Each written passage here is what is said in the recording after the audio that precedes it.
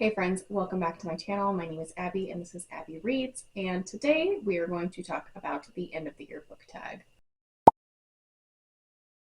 I saw Emily Fox, I'll link her stuff here, do this tag, and I thought it was really fun and cute.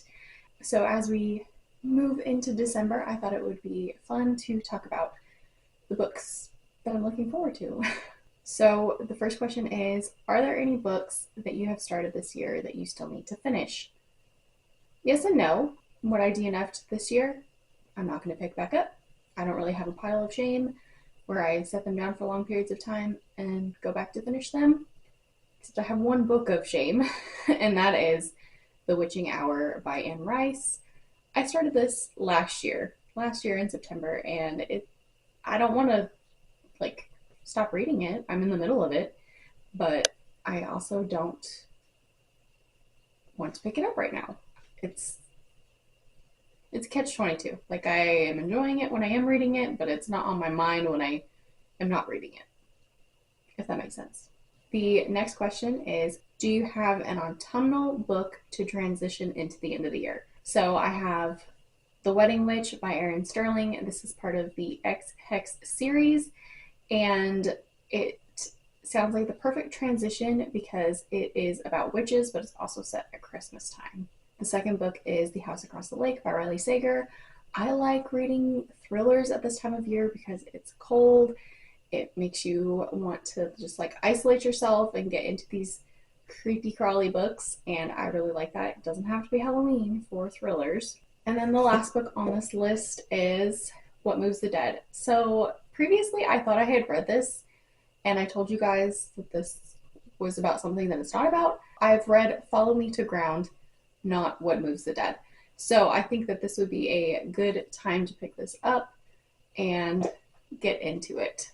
Question number 3, is there a new release that you're still waiting on? Yes. So none of these come out this year. They're all going to be new year releases. Something I'm super excited about is Finlay Donovan, Digs Her Own Grave. This is the 5th book in the Finlay Donovan series, and it comes out in March. Next would be A Witch's Guide to Magical Innkeeping by Sangu Mandanna. She is the author of The Very Secret Society of Irregular Witches, and I really enjoyed that book. It was just cozy and it felt like a warm hug. So I have high hopes for the next one, and it comes out in April of next year. And then last, this is probably the one closest to the new year, but it is Witchcraft for Wayward Girls by Grady Hendrix. I've read some Grady Hendrix books, and I really like his books, and I think that this is going to be perfect for me because it's about witches and wayward girls, and it just sounds perfect for me. What are 3 books that you want to read before the end of the year? So I always read A Christmas Carol for Christmas time. And I found out that Everand has a version that is narrated by Sir Patrick Stewart, and it is like chef's kiss. Oh, he does such a good job. And it's such a short book too. It's so easy to listen to. I think it's 4 hours at normal speed, and I listen to that way faster. But I mean, it's a tiny little book. It's a classic. It just reminds you to be grateful during the holiday season, and it is something that I've been reading for the last 3 or 4 years every Christmas time. So I really enjoy this book. I also want to read, because I heard that this is a good time of year to read these kinds of books, and that's Fourth Wing. I am nervous about this, but I'm also excited. I think that getting into a high fantasy with a little bit of romance will be good. I know that the new book comes out very soon after the beginning of the year. I think it comes out in January, February, and that's the 3rd book in the series. I'm ready to join this hype train. So, and then the last book that I want to read before the end of the year is Bloom by Delilah S. Dawson. I saw Sid Bookworm read this, and she just talked so highly of it, and it just made me want to pick it up immediately. So hopefully I'll get to that before the end of the year. Question number 5. Is there a book you think could still shock you and become your favorite by the end of the year? I don't know. Anything's possible. I haven't found a 5-star read for the month of November yet, but that doesn't mean that I won't find one for December.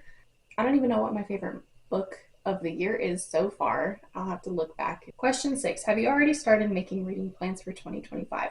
Yes, I am going to be participating in another TBR bingo. I will link the first one that I did over the summer up here. And it's a lot of fun. I enjoy having like a little checkbox of books to read. And it's 24 books in 3 months. And that's pretty easy for me to obtain. But it is kind of fun to have a little competition with yourself to see if you can read those books. And then I do have a couple of vlog ideas for the upcoming year. So hopefully you guys will stick around and see those. Well, thank you guys so much for watching. As always, I appreciate your support. So please like, subscribe, comment down below. And if you don't know what to comment, comment down below a clock emoji since this is the end of the year book tag. And I will see you guys soon in a new video. Happy reading. Series, so the X Hex and the Kiss. What is the second one called? Because I've read a lot, guys. I've read a lot of books, and we'll talk about that later. Sorry, there's an Amazon guy distracting me. What kind of emoji do I want to do? A little clock emoji since this is the end of the year book tag, or a calendar emoji. Is there a calendar emoji?